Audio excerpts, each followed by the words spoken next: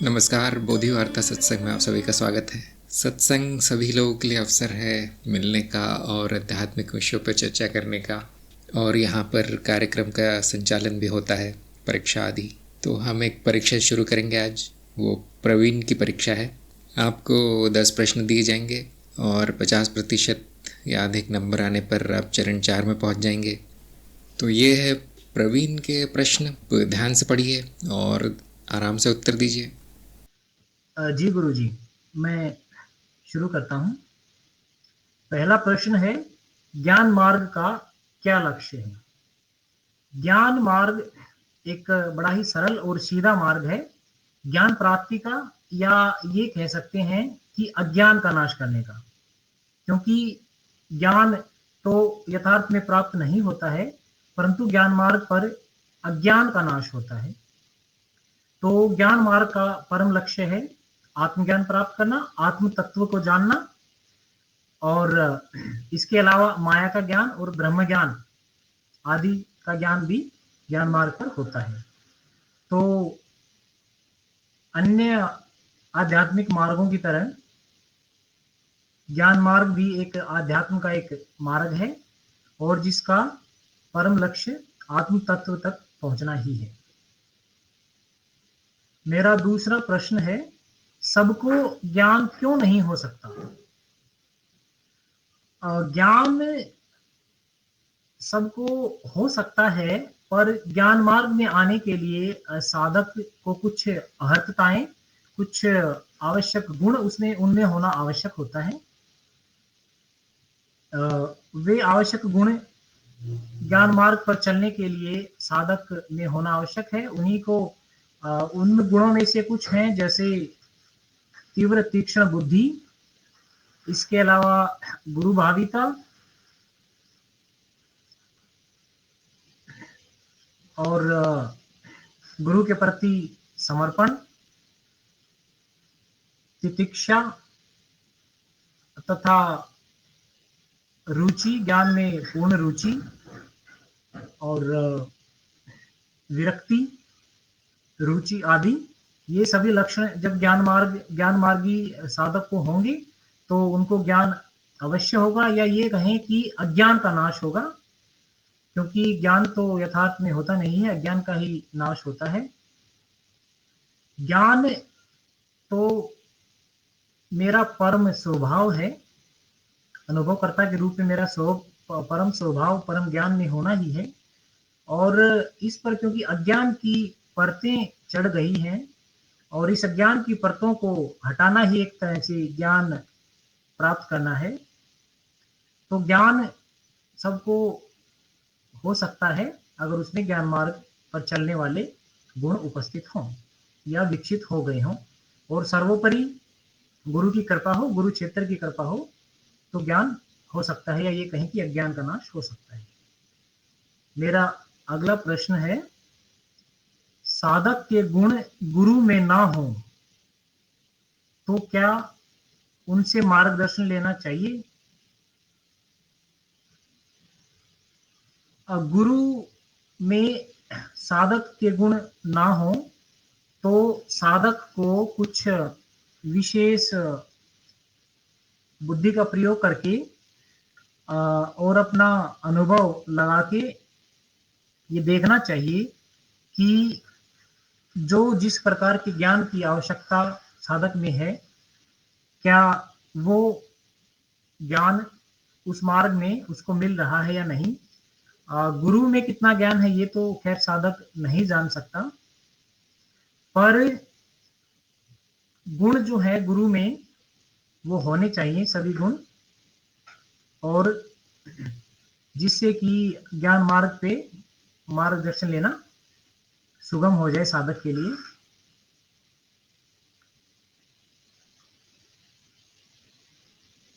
गुरु के सानिध्य में आकर अगर साधक को ऐसा प्रतीत होता है कि मन में शांति आ रही है तथा मार्ग पर उन्नति हो रही है, तो उस गुरु से मार्गदर्शन अवश्य लेना चाहिए।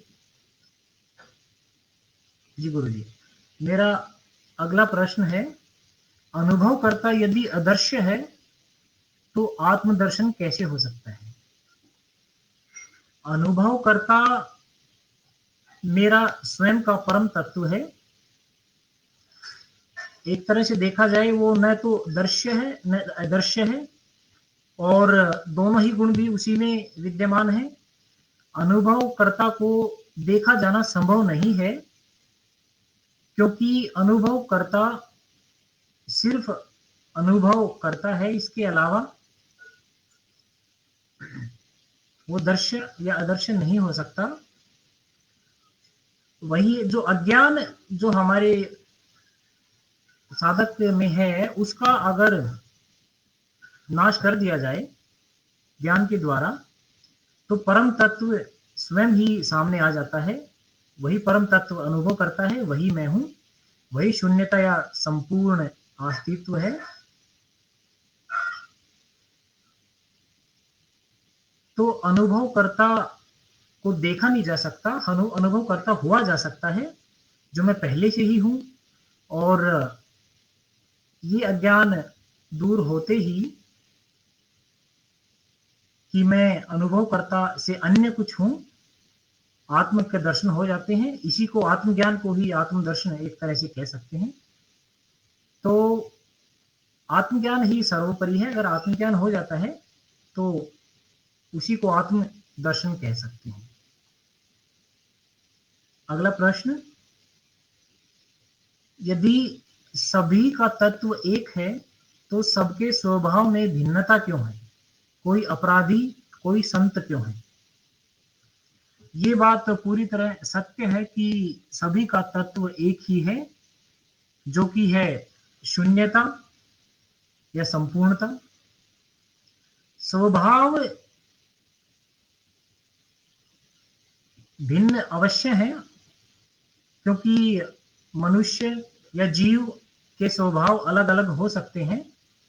इनमें कोई अपराधी प्रकार का चित्तवृत्ति भी हो सकती है, और किसी की संत प्रकार की चित्तवृत्ति भी हो सकती है। तो चित्तवृत्तियां जो कि स्वभाव में ही आती हैं, वो भिन्न हो सकती हैं, परंतु तत्व सभी का एक ही है। व्यक्ति जो है जिनका अलग अलग स्वभाव हो सकता है, अलग अलग चित्तवृत्तियां हो सकती हैं, वो एक अनुभव मात्र है। और सभी का तत्व जो कि इन सभी अनुभव का अनुभव करता है, वो मैं स्वयं हूं। मैं अर्थात यहाँ पे मैं की स्थिति अनुभवकर्ता पर है, परम तत्व पर है। तो व्यक्तियों के स्वभाव में भिन्नता हो सकती है, क्योंकि स्वभाव और व्यक्ति ये सभी चित्त की परतें हैं। इनमें भिन्नता हो सकती है, परंतु परम तत्व यानी कि मेरा होना यानी अनुभवकर्ता अस्तित्व, वो एक ही है। अगला प्रश्न है, चित्त के नियम स्थायी हैं तो क्या वो सत्य है? चित्त के नियम स्थायी प्रतीत होते हैं, परंतु क्योंकि चित्त ही सत्य नहीं है, तो चित्त के नियम सत्य होने का प्रश्न नहीं उठता है। चित्त एक अवधारणा मात्र है, जो एक परकीय संरचना के रूप में हम इसको मानते हैं। नाद और नाद रचनाओं से निर्मित है। इसमें जो नियम दिखाई देते हैं, वो स्मृति के कारण हमें थोड़ा स्थायी प्रतीत होते हैं, परंतु है सभी पूर्णतः असत्य, क्योंकि माया है। चित्त भी माया है, अतः चित्त के नियम भी माया ही होंगे, फिर चाहे वो स्थायी प्रतीत हो या अस्थायी प्रतीत हो।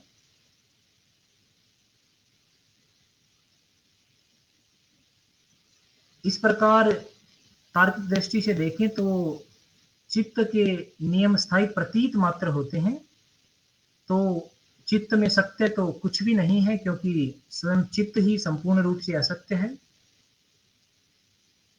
मेरा अगला प्रश्न है, यदि मैं करता नहीं तो वृत्तियों और अवस्थाओं पर नियंत्रण कौन करता है?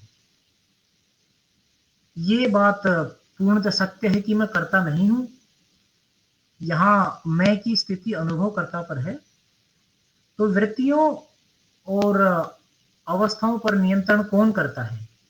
वृत्तियों और अवस्थाओं पर नियंत्रण करने वाला कोई है नहीं, देखिए, क्योंकि वृत्तियां और अवस्थाएं सभी चित्त की अवस्थाएं हैं और चित्त संपूर्ण रूप से माया मात्र है और एक तरह की परिकल्पना मात्र है, क्योंकि मेरा होना यानी अनुभवकर्ता का होना मात्र सत्य है। इसके अलावा जो कुछ भी है वो चित्त या चित्त निर्मित ही है। तो सभी प्रकार की वृत्तियां और चित्त की सभी प्रकार की अवस्थाएं सभी चित्त की ही अवस्थाएं हैं और चित्त में ही है, चित्त की ही वृत्तियां हैं। तो इन पर कोई नियंत्रण करता नहीं है, सिर्फ अनुभवकर्ता मात्र है और वो सभी वृत्तियों अवस्थाओं को अनुभव करता है, इसके अलावा नियंत्रण आदि नहीं करता। अगला प्रश्न है, ब्रह्मन में क्या सत्य है, क्या असत्य है? ब्रह्मन यानी अनुभवकर्ता यानी मैं, सभी सत्य सभी असत्य सब कुछ ब्रह्म में ही है और इन दोनों का अभाव भी है। इसलिए ब्रह्मन या अनुभवकर्ता संपूर्णता है। तो सत्य असत्य दोनों ब्रह्मन में है और दोनों का अभाव भी है। ये दोनों ही बातें सत्य है और ये बुद्धि की पकड़ से बाहर है, क्योंकि बुद्धि से ऊपर की बात होगी, समझ से बाहर है। इसलिए अनुभवकर्ता का अनुभव होना और वो अनुभवकर्ता को जानना असंभव है, इसलिए अनुभवकर्ता को अज्ञेय कहा गया है। सत्य असत्य अगर द्वैत की दृष्टि से देखा जाए तो पूर्ण रूप से व्यक्तिनिष्ठ है। हर व्यक्ति, स्थान, समाज, परिस्थिति की अवस्था में सत्य और असत्य अलग अलग हो सकते हैं, क्योंकि ये व्यक्तिनिष्ठ है। सत्य असत्य चित्त की अवस्थाओं के हिसाब से भी बदलता जाता है, क्योंकि वहां पे मानक या मानदंड बदल सकते हैं सत्य असत्य की। परंतु सर्वोच्च मानदंड जो हम सत्य का रखते हैं वो है अपरिवर्तनशीलता। परंतु अद्वैत के स्तर पर सत्य असत्य दोनों विलीन हो जाते हैं, क्योंकि वहां एकता है, शून्यता है, वहां दो नहीं रह जाते हैं। अगला प्रश्न है, साधक का जीवन कैसा हो, इसके लिए शास्त्रों में क्या निर्देश है? साधक अगर ज्ञान मार्ग का साधक है तो वो अपना जीवन, अपनी नैतिकता स्वयं निर्धारित करता है और सामान्यतः क्योंकि आध्यात्मिक मार्ग पर है तो चित्त वृत्तियां ऐसी अपेक्षा की जाती है कि चित्त वृत्तियां और चित्त शुद्धि हो चुकी होती है और चित्त वृत्तियां शांत हो चुकी होती हैं अगर साधक किसी साधना पथ पर है। तो सामान्यतः ये देखा गया है कि साधक का जीवन सात्विक होता है, अहिंसक होता है, क्योंकि साधक इस समाज की व्यर्थता और उपयोगिता को अच्छी तरह से जान चुका होता है। साधक अगर आत्मज्ञानी है, उसको आत्मज्ञान हो चुका है, फिर वो जीवन स्वच्छंदता से ही जीता है और फिर चेतना में और साक्षी भाव में जीवन जीता है। जब चेतना के प्रकाश में जीवन जिया जाता है तो जीवन में जो आवश्यक होता है वो घटित होता है और अनावश्यक जीवन से अपने आप ही निकल जाता है, समाप्त हो जाता है। या ये कहें कि अनुभव करता के रूप में साधक को ये पता चल जाता है कि मेरे होने के अलावा सब कुछ मिथ्या है, तो वो अनासक्ति और साक्षी भाव में ही जीवन जीता है। और शास्त्रों में ज्ञान मार्ग के अलावा अन्य मार्गों के विषय में कुछ निर्देश अवश्य हैं। वो जहाँ तक मैं समझता हूँ, आध्यात्म के मार्ग के अनुसार अलग-अलग बताए गए हैं। जैसे ज्ञान मार्ग की बात करें तो वहाँ पे बहुत ही संतुलित और डिसिप्लिन में जो है गुरु के निर्देशों में जीवन जीना पड़ता है, उनके निर्देशों में चलना पड़ता है, और थोड़ा कठिन मार्ग हो जाता है ज्ञान मार्ग की तुलना में। और अन्य मार्गों के लिए भी शास्त्रों में निर्देश हैं, भिन्न-भिन्न प्रकार के निर्देश हैं, परंतु क्योंकि ज्ञान मार्ग के साधक के रूप में मैं इतना ही कहूँगा कि साधक का जीवन कैसा हो, ये साधक या ज्ञानी स्वयं निर्धारित करता है। अगला प्रश्न है, सुंदरता चित्त निर्मित है, फिर अस्तित्व को पूर्ण और सुंदर क्यों कहा गया है? सुंदरता व्यक्तिनिष्ठ है, और सिर्फ सुंदरता नहीं, जो कुछ भी प्रतीत है वो सब कुछ ही चित्त निर्मित है। उसमें सुंदरता, कुरूपता सब कुछ ही आ जाता है। आत्म तत्व आत्म तत्व अनुभवकर्ता के अन्यथा जो कुछ भी है वो सभी कुछ चित्त निर्मित है। और सुंदरता, नैतिकता आदि पूर्णतः व्यक्तिनिष्ठ होते हैं।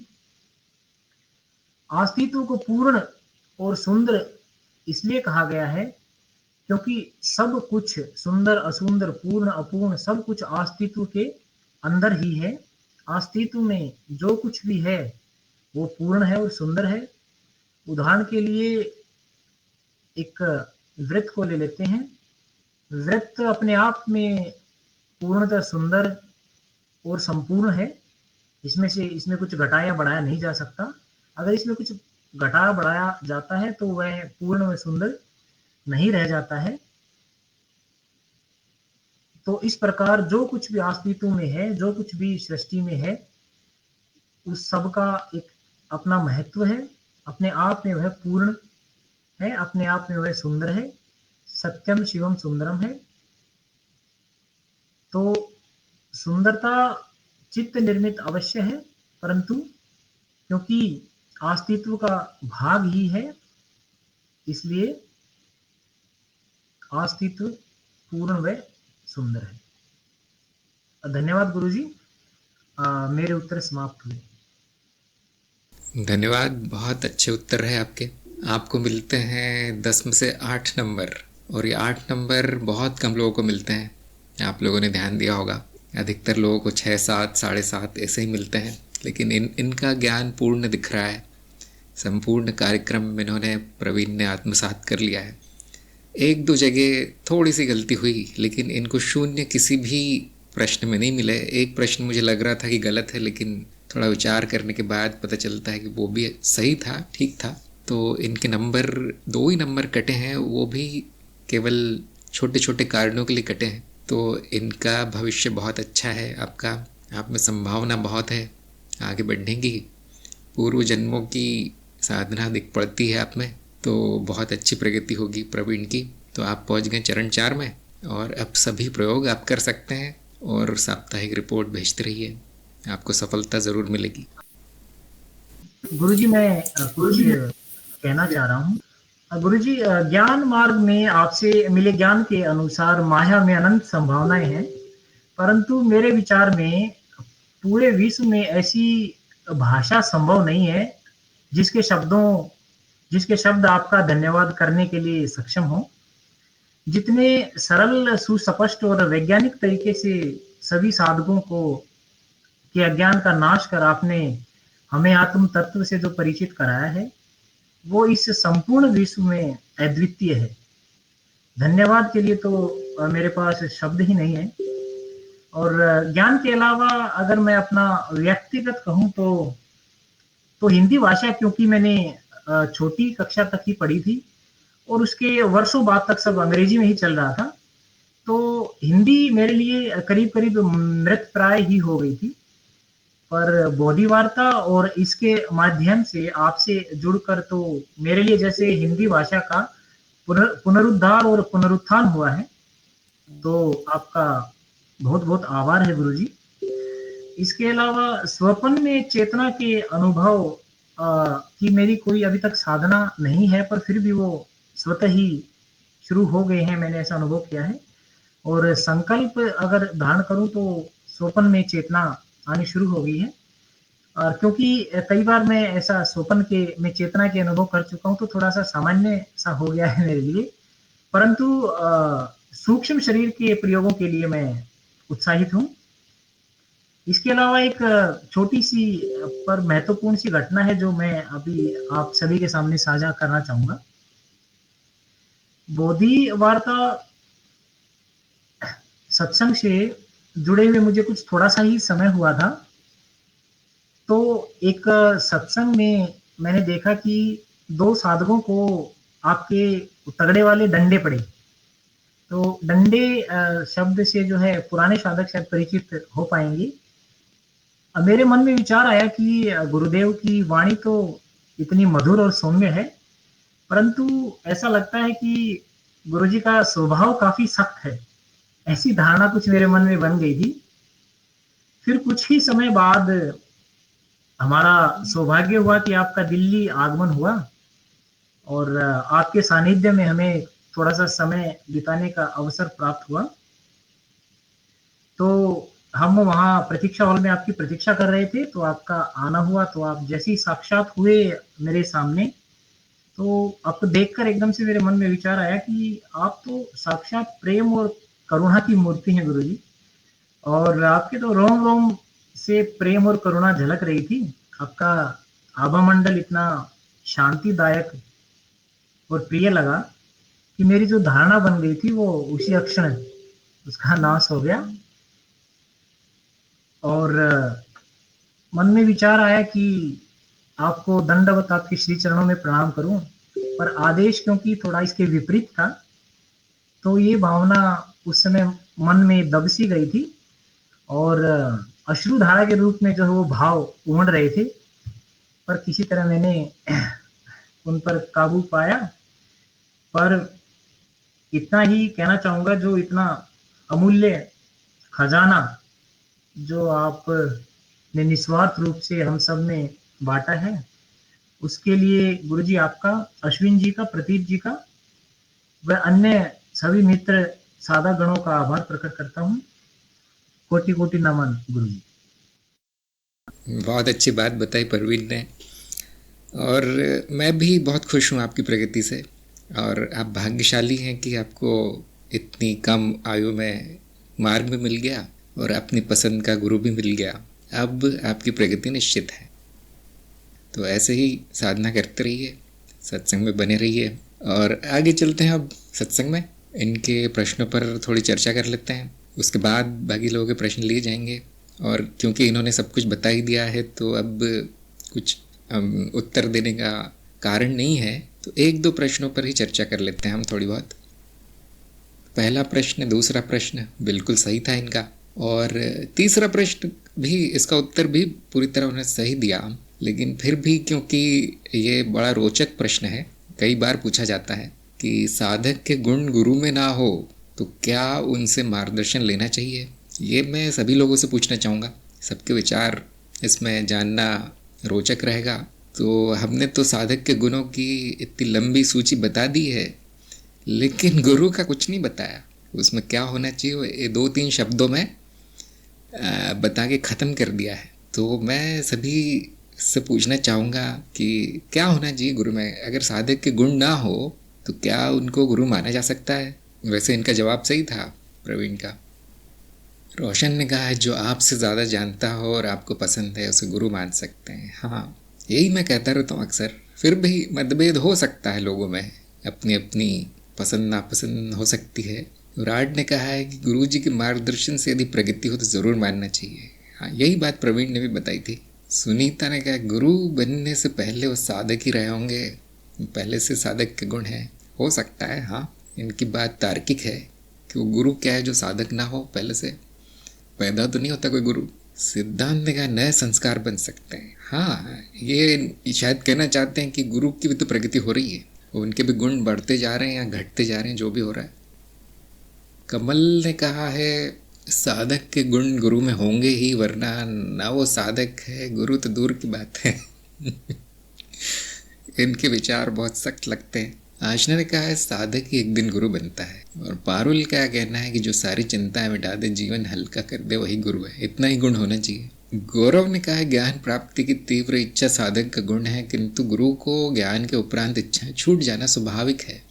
वंदिता ने कहा है साधक के गुण गुरु में ना भी हो तो उसे मार्गदर्शन लिया जा सकता है, क्योंकि जो ज्ञान गुरु से मिल रहा है अगर वो उपयोगी है, उससे प्रगति हो रही है, तो देखना आवश्यक नहीं कि गुरु व्यक्ति में अभी गुण है या नहीं। अमित ने कहा साधक के गुण साधक में होने चाहिए, गुरु अब उन गुणों के ऊपर है क्योंकि अब मुक्त है, गुरु पर गुण आरोपित नहीं करना चाहिए। और शिवम ने कहा है गुरु को शिष्य नहीं जान सकता, लेकिन स्वयं की प्रगति के मूल्यांकन को आधार बनाया जा सकता है। प्रज्ञा बिल्कुल माना जा सकता है, गुरु माया से खेल खेल सकते हैं, उनके गुणों पर ध्यान न देकर जो लिया जा सकता वो ले लो। बहुत सुंदर उत्तर रहा प्रज्ञा का। माधुरी साधक गुरु की पहचान गुणों पर नहीं कर सकता, इसलिए जिनमें श्रद्धा हो, ज्ञान मिले, वही गुरु को से गुरु मान लेना चाहिए। आलोक गुरु में सब गुण होता है, परंतु गुरु साधक के परे होते हैं, उन्हीं से मार्गदर्शन लेना चाहिए। पुष्पिंदर ने कहा गुरु की परख करना मुश्किल है। हाँ, ये मैं थोड़ा सुनना चाहता था प्रवीण से, लेकिन उन्होंने ये शब्द किसी और शब्दों में ये बोला होगा शायद। वेदांश ने कहा यदि वो गुरु पद पर है तो उन सभी गुरु गुणों को ग्रहण किया होगा। साधक की प्रगति पर पता चलता है कि गुरु में गुणों से भरपूर होंगे। दिव्य कांति जिससे आपको मार्गदर्शन मिले वही प्रगति हो, जिसमें आपका समर्पण हो वही गुरु है। गुरु के गुण अवगुण शिष्य नहीं बता सकता। गुड्डू ने कहा है, अच्छा गुड्डू ने शुभकामनाएं दी है। अभिषेक ने कहा है साधक के गुण गुरु में हो तो वो गुरु कैसे हुआ?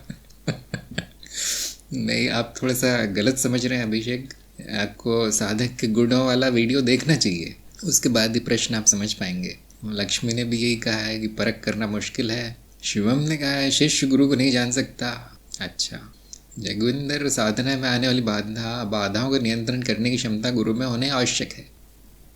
तो वहाँ जगविंदर की बात से मैं समर्थन करता हूँ कि गुरु में शिष्य से ज़्यादा गुण होते हैं, कम नहीं। अगर एक आध गुण नहीं दिख रहा है जो शिष्य वाला होना चाहिए, तो इतना घबराना नहीं चाहिए। वो साधक को संभाल रहा है या नहीं, अच्छे से सिखा रहा है या नहीं, इतना देख लीजिए बस। उसमें हमेशा ज़्यादा गुण होंगे, नहीं तो फिर आप उसको गुरु स्वीकार नहीं कर पाएंगे। अगर आपसे कम है किसी मामले में, खासतौर से महत्वपूर्ण जो गुण है, ज़रूरी जो गुण है, तो फिर क्या गुरु स्वीकार कर पाएंगे उसे।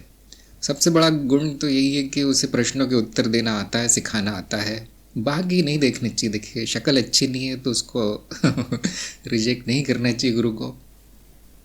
आलोक ने गुरु के गुण नापा नहीं जा सकता। रानी ने कहा है साधक के में गुणों के आने के बाद ही वो गुरु बनते हैं साधक में, इसलिए गुरु में बहुत सारे गुण हैं जो हम तुरंत नहीं देख सकते। जो हमारे प्रिय है, जिनकी बातें हम समझ में आती है, उन्हें हम गुरु मान सकते हैं। हाँ, यही मैं दोहराता रहता हूँ।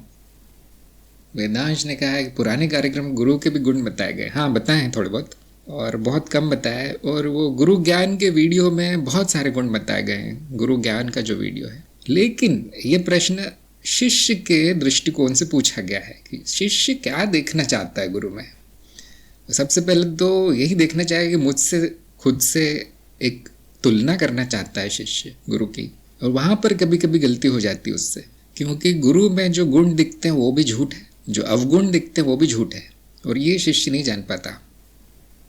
महत्वपूर्ण बात है कि आप सीख रहे हैं यानी आपकी प्रगति हो रही है यानी, और बाकी को अनदेखा करना आवश्यक है। और यदि हाँ वो सहन ही नहीं हो रहे, गुरु इतने अवगुण हैं वो गुरु में कि आप उनके मार्ग पर चल नहीं पा रहे हैं, तो पहले ज्ञान ले लीजिए फिर छोड़िए गुरु को। ऐसे फ्री में नहीं छोड़ना है, पहले उन जो भी सिखा रहे हैं सीख लीजिए, उसके बाद छोड़िए। अवर्णिता ने कहा है शिष्य गुरु का मूल्यांकन करने योग्य नहीं है। हाँ, फिर वो गुरु शिष्य नहीं कहलाएगी वो जोड़ी। वो जोड़ी कुछ और ही हो गई है। तो अब आगे चलते, बहुत अच्छे उत्तर आए सभी के। मैं जानना चाहता, थोड़ा इस पर चर्चा करना चाहता था, क्योंकि अक्सर ये बात निकल आती है। हाँ, गौरव ने भी कहा है कि साधक को योग्यता के अनुसार ही मिलते हैं। तो कभी कभी आपको सर्वगुण संपन्न गुरु नहीं मिलेंगे। क्यों? क्योंकि स्वयं पर भी दृष्टि डालिए। जो सर्वगुण संपन्न है वो भी अपने हिसाब का शिष्य ढूंढ रहे हैं, और उनके पास अगर 10,000 शिष्य हैं तो आपका नंबर नहीं आएगा फिर। तो जो मिल गया पहले, जहाँ प्रगति हो गई आपकी, वहाँ से शुरुआत करना चाहिए। अच्छा, आगे चलते हैं। अनुभवकर्ता आदि अदृश्य तो आत्मदर्शन कैसे हो सकता है? इसका उत्तर भी बिल्कुल सही आया। और ये जो शब्द हैं, जैसे आत्मदर्शन, आत्म साक्षात्कार, ऐसे जो शब्द बना दिए गए हैं, वो थोड़े से भ्रम में डालने वाले हैं, क्योंकि लोग समझते हैं कि मुझे कुछ दर्शन होगा। साक्षात्कार मतलब किसी से मिलूंगा, लेकिन ये केवल कविता है। देखिए, सुंदरता की दृष्टि से उपयोगी है ये शब्द, क्योंकि बहुत अच्छे शब्द है, लेकिन इसमें बुद्धि भ्रमित होती है। आपको ना आत्मदर्शन होगा, ना साक्षात्कार होगा, आत्मज्ञान होगा। आत्मज्ञान बिल्कुल सही शब्द है, और ज्ञान यही होता है कि ये वो है जिसको सारा दर्शन होता है, जिससे सारा साक्षात्कार होता है, सभी अनुभवों को जो ग्रहण करता है वो ये है। इसलिए कुछ लोग इस उम्मीद में आ जाते हैं कि ये गुरु हैं तो कुछ न कुछ दिखा देंगे, अद्भुत, बड़ा, विचित्र, जीवन में एक बार होने वाली घटना, इस प्रकार से कुछ बड़ी बड़ी उम्मीद लेकर आते हैं, और ज्ञान मार्ग में ये सब धाराशाही हो जाती है उम्मीदें। सपनों के महल हम तोड़ देते हैं यहाँ पर। जो सामने है, जो सत्य है, जो रोज की बात, घटना है आपकी, वो दिखा दी जाती है। कोई बहुत महत्वपूर्ण अनुभव नहीं होगा, कोई बहुत विचित्र अनुभव नहीं होगा। जो रोज का अनुभव है उसी में ज्ञान है, और वहीं आत्मज्ञान भी होता है। और ऐसे ही माया का ज्ञान और ब्रह्म ज्ञान भी ऐसे ही है। जो अभी आपका अनुभव है सामने, उसी के द्वारा संभव है ज्ञान, संपूर्ण ज्ञान संभव है। और यदि ऐसा ना होता तो बड़ी विचित्र बात होती कि कहीं जाकर किसी और अवस्था में, मरने के बाद स्वर्ग लोक में, कहीं पता नहीं लोग कैसी कैसी मान्यता रखते हैं। अगर ऐसा होता तो बड़ा विचित्र होता कि मैं तो यहाँ हूँ, फिर ज्ञान वहाँ कैसे मेरा? मैं जहाँ हूँ वहाँ मेरा ज्ञान है। अगला प्रश्न है, यदि सभी का तत्व एक ही है तो सबके स्वभाव में भिन्नता क्यों है? कोई अपराधी, कोई संत क्यों है? तो इनके आधे नंबर इसमें कट हुए, और इसलिए नहीं कि उत्तर गलत था, उत्तर सही था उनका, लेकिन इन्होंने एक महत्वपूर्ण बात बतानी चाहिए थी, वो नहीं बताई, इसलिए आधे नंबर कट हो गए। वो महत्वपूर्ण बात यह है कि इस प्रश्न में एक चीज़ मान ली गई, एक मान्यता है कि तत्व एक है तो वो सभी रूपों में एक जैसा प्रकट होना चाहिए। ये मान्यता इसमें डाल दी गई है, इसलिए प्रश्न आता है, और बहुत लोग करते हैं प्रश्न। और ये गलती सांख्य में बहुत बड़ी गलती की गई है कि पुरुष को जो उसके रूप है, उसके गुणों के आधार पर अलग अलग मान लिया गया है। सभी व्यक्तियों में अलग अलग पुरुष होता है, ऐसा मान लिया गया है, जो बहुत बड़ी गलती है सांख्य में।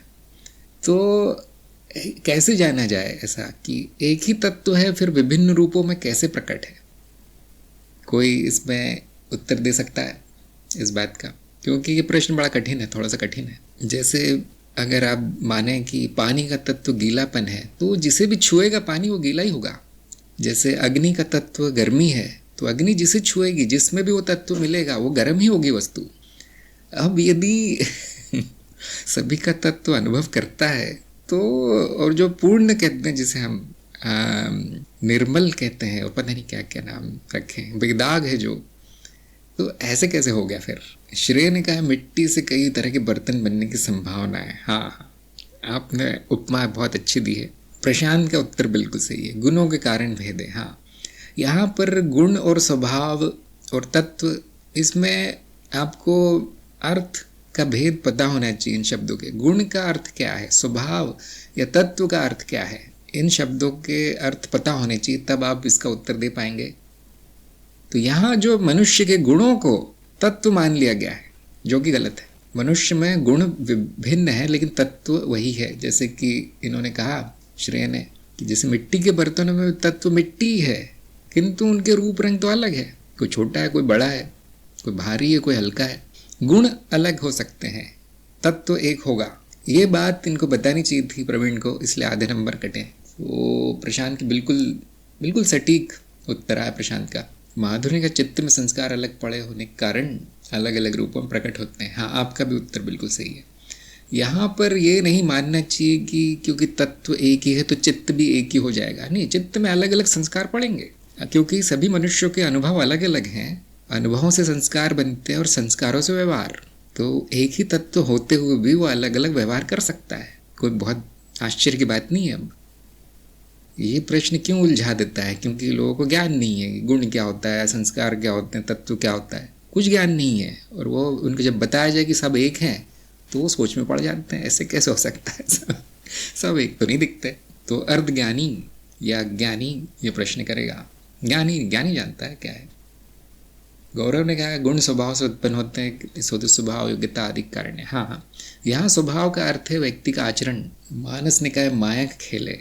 हाँ, माया का खेल तो सभी है फिर, लेकिन वो प्रश्न का उत्तर कैसे हुआ। कमल ने कहा जो सभी का तत्व है उसमें ये सब होने की संभावना है, क्योंकि सभी का तत्व शून्य है, शून्य में तो कुछ भी होने की संभावना है। हाँ, तो ध्यान दीजिए कि तत्व शून्य है और ये जो गुण दोष जो भी दिखाई पड़ते हैं वो भी शून्य है, इसलिए वो अंत में तो एक ही है।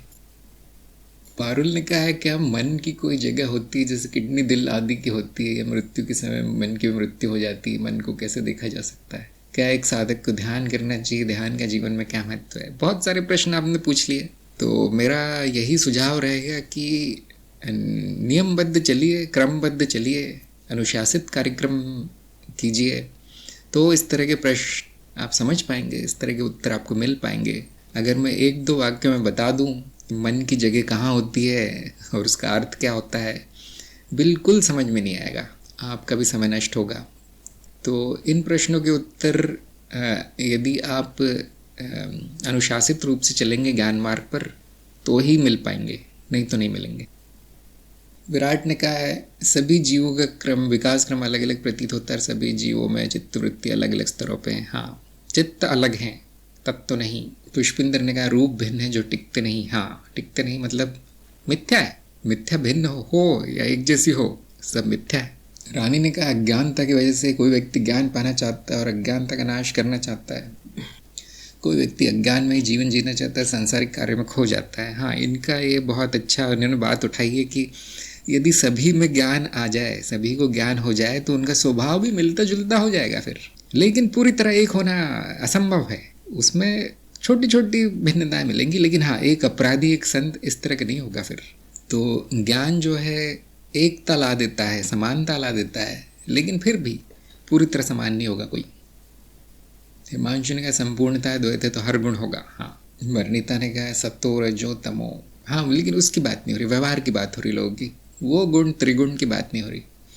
पुनीत ने कहा जीव चित्त के कौन से स्तर पर है, गुण उस पर निर्भर करता है, तत्व निश्चित है। हाँ, ये जो गुण है वो जीव का विकास कहाँ तक हुआ है उस पर बहुत निर्भर करता है। और लेकिन सभी कितना भी विकास हुआ हो, कितना भी पतन हुआ है, सबका तत्व मैं ही हूँ, एक ही है। राजेश्वरी ने कहा स्वभाव सांसारिक कारणों से बनते हैं, संस्कारों में भिन्नता है, प्रारब्ध अलग हो सकता है, परिवार, हाँ बहुत सारे कारण हैं। स्वभाव अलग होने के, व्यवहार अलग होने के बहुत सारे कारण हैं। जगविंदर ने कहा अनुभव करता गुणातीत है, स्वभाव मात्र चित्तवृत्ति जो बदलती रहती है। बिल्कुल सही, बिल्कुल सही। राजेश्वरी ने कहा बाकी इस माया के खेल में किसी को हीरो की भूमिका निभानी, किसी को विलन की। हाँ, मिथ्या है, देखिए अंत में पूर्ण है, सुंदर है। आगे बढ़ते हैं कि चित्त के नियम स्थायी है तो क्या वो सत्य है। अब ये बहुत कठिन प्रश्न था, इन्होंने उत्तर दिया कि नियम भी प्रतीत होते हैं और ऐसा लगता है कि वो स्थायी हैं, लेकिन ध्यान दीजिए वो नियम भी चित्त स्वयं है, चित्त स्वयं नियम है और नियम स्वयं चित्त है। तो यदि अनियमित होता तो वहाँ चित्त नाम की चीज़ होती नहीं, पूरी तरह से अनियमित सृष्टि होती जहाँ पे कोई जीव नहीं होता, कुछ नहीं होता, न लोग होते, कुछ भी नहीं होता। तो ऐसा हुआ है कि इस जीव को केवल नियम ही दिखाई पड़ते हैं। क्यों? क्योंकि वो इन्हीं के आधार पर टिका है।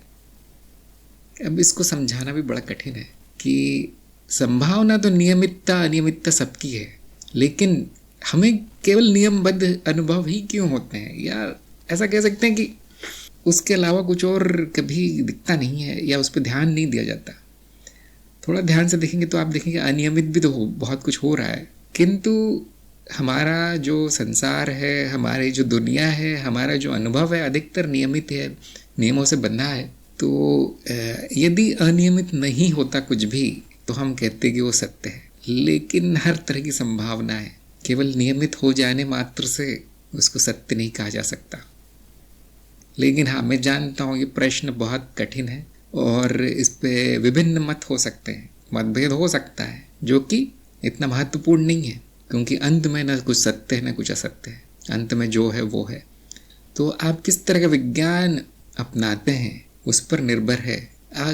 आप यदि ऐसा विज्ञान अपनाते हैं जो नियमों के पर आधारित है पूरी तरह से, तो वो आपके लिए सत्य हो जाएगा, वैज्ञानिक सत्य हो जाएगा इस संदर्भ में, और उससे काम चल जाएगा, अच्छा काम चल जाएगा। किंतु आप विज्ञान के परे जाते हैं ज्ञान में, तो आप पाएंगे वो सब प्रतीत होता है, जैसा कि प्रवीण ने कहा। तो हाँ, इसके सही गलत उत्तर आना थोड़ा कठिन है इस प्रश्न का। इसलिए माया को सत्य असत्य के परे भी कहा गया है कि वो चाहे तो अपने आप को सत्य भी दिखा सकती है, वो उसमें ये शक्ति है कि उस स्थायित्व का भ्रम पैदा कर सकती है। बड़ी अजीब बात है।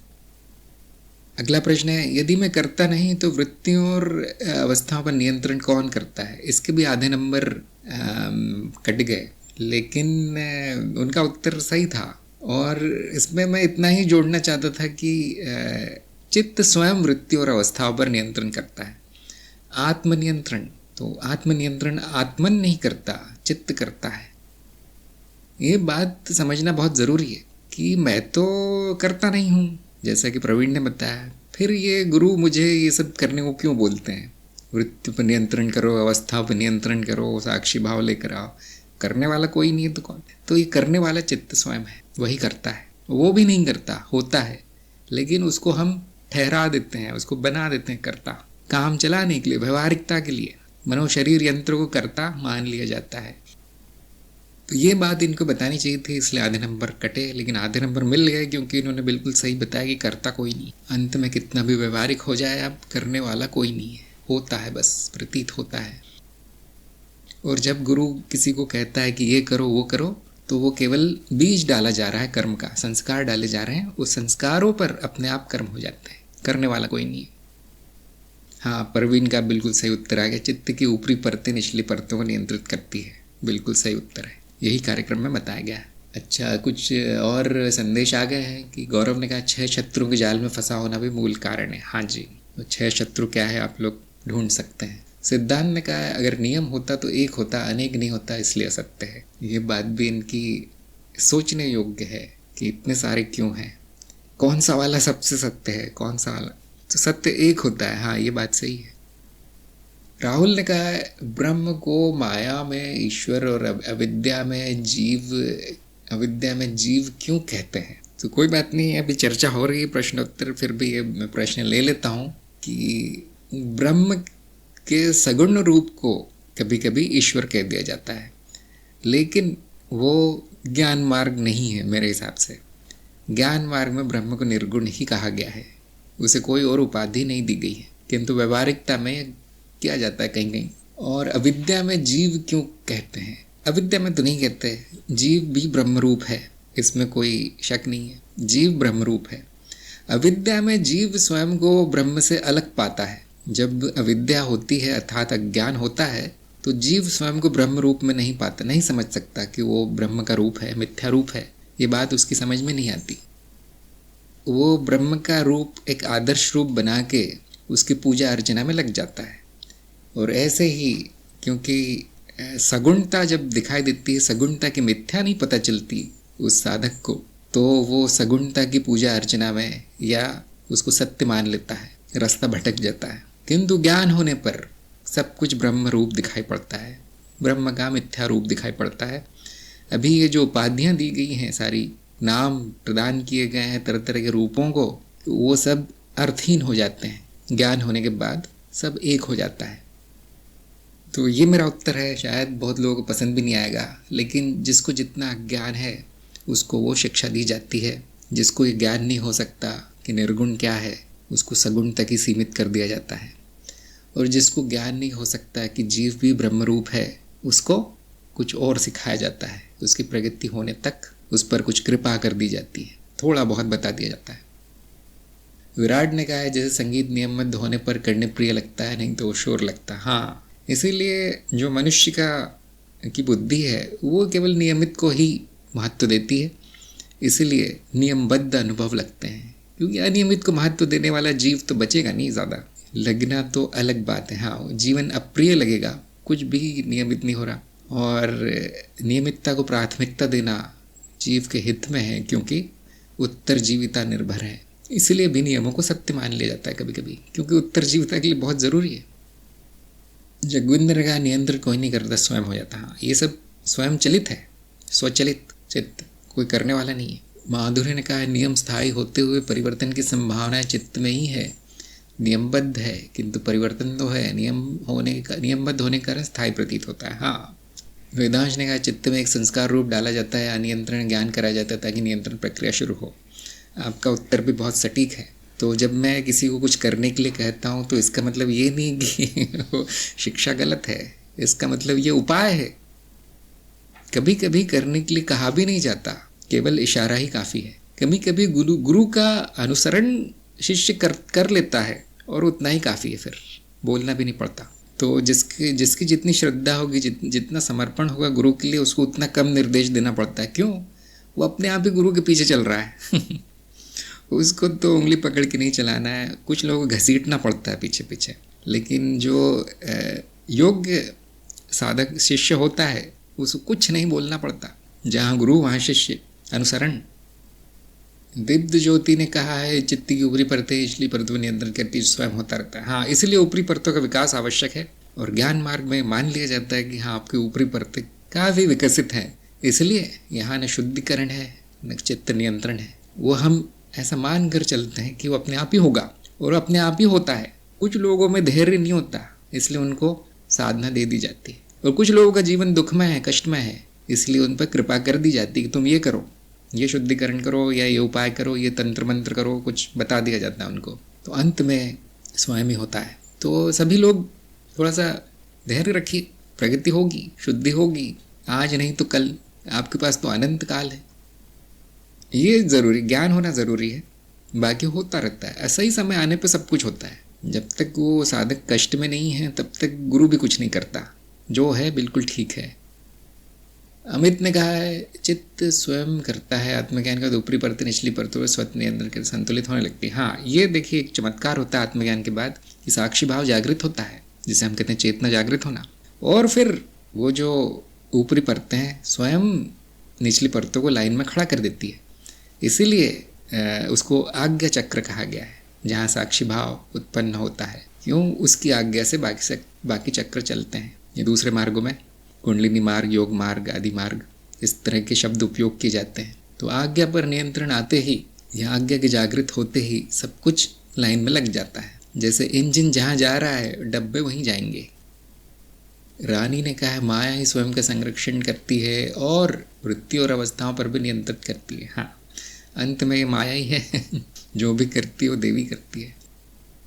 इसीलिए हम कहते हैं समर्पण आवश्यक है। जहाँ पर आपको लगे कि हाँ, गुरु का व्यवहार कुछ गड़बड़ चल रहा है, ये इन्होंने मुझे सही निर्देश नहीं दिया, वहाँ पर सीधे बात करनी चाहिए, सीधे आमने सामने बात कर लेनी चाहिए कि अब बता ही दीजिए ऐसा क्यों कहा है मुझे करने के लिए। कभी कभी शिष्य नहीं जान सकता कि उसको ऐसा क्यों कहा गया, ऐसा क्यों किया गया उसके साथ, क्योंकि वो जान लेता तो फिर वो शिष्य नहीं होता। प्रवीण ने क्या मतलब अवस्था को देखना चाहिए, वो क्या चीज़ है। हाँ, अवस्थाओं का दृष्टा हो जाए उसी को साक्षी भाव कहते हैं। सभी अवस्थाओं के आप साक्षी हो जाइए, उसको साक्षी भाव कहते हैं। और इससे वृत्तियाँ भी नियंत्रण में आने लगती है, अवस्थाएं भी नियंत्रण में आने लगती है। कमल ने कहा सहस्रार के बारे में कुछ बताएं। देखिए ज्ञान मार्ग में तो नहीं है सहस्रार, और जो हमने मॉडल बनाया है चित्त का, उसमें विश्व चित्त को सहस्रार कहेंगे। वो विश्व चित्त की जो परत है वो सबसे ऊंची बताई गई है, तो उससे आप मिला सकते हैं उसको थोड़ा बहुत। लेकिन सहस्रार का अर्थ कुछ और ही है, बड़ा गूढ़ अर्थ है, जो कि ज्ञान मार्ग में महत्वपूर्ण नहीं है। तो वो उस मार्ग के किसी गुरु से आप पूछेंगे तो अच्छा है। और अंत में जो है योग में अनुभव ही ज्ञान दिलाता है, शब्द नहीं। योग करने की चीज़ है, सुनने की नहीं। श्रवण से कुछ नहीं होता यहाँ। राहुल ने कहा है जागृत अवस्था मुझे सत्य प्रतीत होती है, क्या तुरीय अवस्था को साक्षी अवस्था कहते हैं? हाँ, तुरीय अवस्था सभी अवस्थाओं में साक्षी भाव रखने को कहते हैं। और यदि आपको जागृत अवस्था सत्य प्रतीत होती है तो अभी सत्य असत्य का भेद जाना नहीं गया है। और कैसे जान सकते हैं क्या सत्य है क्या असत्य है? ज्ञान मार्ग पे विधिवत शिक्षा लीजिए, जानिए यहाँ सत्य कैसे जाना जाता है इस मार्ग पर, किन मानदंडों के आधार पर, और उन मानदंडों का औचित्य क्या है, क्यों वही मानदंड है, अर्थात जागृत अवस्था को मिथ्या क्यों कहा गया है ज्ञान मार्ग में, ये जानने का प्रयास कीजिए। अगर आपको सत्य प्रतीत होती है तो कोई बुरी बात नहीं है, व्यवहारिकता में उसको सत्य ही माना गया है। अब उसके व्यवहारिकता के ऊपर आप जाना चाहते हैं, संसारिकता के ऊपर, तो यहाँ पे गुरु और मार्ग आवश्यक हो जाएगा और उस पर विधिवत शिक्षा लेना आवश्यक हो जाएगा राहुल के लिए। तो हाँ, जब आप तुरीय अवस्था में आ जाएंगे तो वो जागृति, स्वप्न, सूक्ष्म, मृत्यु सब एक प्रतीत होगी, एक हो जाएगी वो। वैसे नहीं कि चौथी अवस्था आ जाएगी, उनका एक हो जाना तुरीय है। गौरव ने कहा आपने बताया भी है यदि गुरु आदेश पर शंका नहीं होनी चाहिए, और यदि ऐसा हो भी जाए तो गुरु से उसका समाधान करा लेना चाहिए। हाँ देखिए, गुरु का आदेश आंख बंद करके नहीं मानना है, थोड़ा सा आपको पूछना चाहिए कि मेरी तो समझ में नहीं आया आपने क्यों कहा है। अधिकतर समझ में आ जाता है और फिर ये पूछने के बाद थोड़ा सा आपको डरना भी चाहिए, क्योंकि आप गुस्सा आने वाला है गुरु को। लेकिन हाँ, पूछने में कोई बुराई नहीं है, थोड़ा सा प्रेम से पूछ लेना चाहिए, प्रेम पूर्वक।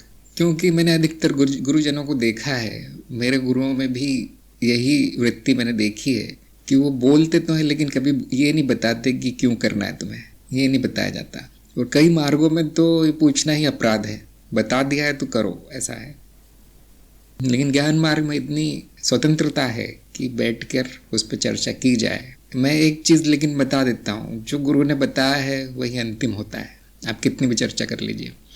आप हाँ नहीं बोलेंगे तो आपका विकास, आपकी प्रगति थोड़ी धीरे हो जाएगी। बस कभी कभी शिष्य नहीं करना चाहता वो बात, कोई बात नहीं, कोई और उपाय बता दिया जाता है। अपनी कठिनाई आप बता देंगे, कोई और उपाय बता दिया जाएगा, किंतु वही है जो बता दिया गया है वो परम है। फिर प्रवीण ने कहा है कि गुरु के प्रति जीवन श्रद्धा होना आवश्यक है। हाँ, अगर उनकी बातों से आपका अभी तक प्रगति होती आई है, आपका कल्याण होता आया है, तो अगली बात मान लेने में ही आपकी भलाई, आपका कल्याण है।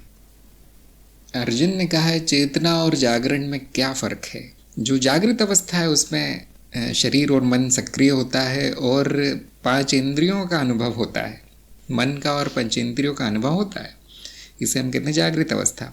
और चेतना क्या है कि ये ज्ञान होना कि मैं क्या हूँ, न मैं शरीर हूँ, न मन हूँ, न कोई और अनुभव हूँ। इस ज्ञान में अगर स्थापित हो जाए व्यक्ति तो जागृति में जागृत होता है। फिर ये पंचेंद्रियाँ और ये जो अनुभव है ये सपने की तरह लगता है, ये फ़र्क है। तो जो साक्षी भाव है वो जागृति के ऊपर है, ऐसा आप कह सकते हैं, उसके भी ऊपर की अवस्था है साक्षी भाव। जो आम जनता जो जागृत दिखाई देती है, जागरण, वो जागरण नहीं है, जागृति नहीं है, उसमें अंधकार है। जब तक ज्ञान नहीं होता तब तक उसको जागृत नहीं कहा जाता उस व्यक्ति को। श्रेय ने कहा अधिक गुरुत्कर्षण या अधिक द्रव्यमान वाली वस्तु के निकट समय धीमा हो जाता है, पर समय तो मिथ्या है। तो क्या इसका ये मतलब है कि उस अधिक द्रव्यमान वाली वस्तु के निकट परिवर्तन धीमा हो जाता है? ऐसा क्यों होता है? हाँ, ये सब देखिए भौतिक नियम है, और न समय है न गुरुत्वाकर्षण है, ऐसा कुछ भी नहीं है। इस तरह जो प्रतीत होता है वो किन नियमों के आधार पर प्रतीत होता है, उन नियमों को खोजा जा सकता है और उसी को हम विज्ञान कहते हैं। तो आप पूछ रहे ऐसा क्यों होता है, तो ये विज्ञान में बताया गया है ऐसा क्यों होता है। क्योंकि जो प्रकाश है वो सीधी रेखा में नहीं चलता। ये पुरानी कहानी है जो बच्चों को पढ़ाई जाती है, सीधी रेखा में नहीं चलता प्रकाश। कैसे चलता है वो? जो आकाश है उसकी जो ज्योमेट्री है उसके अनुसार चलता है।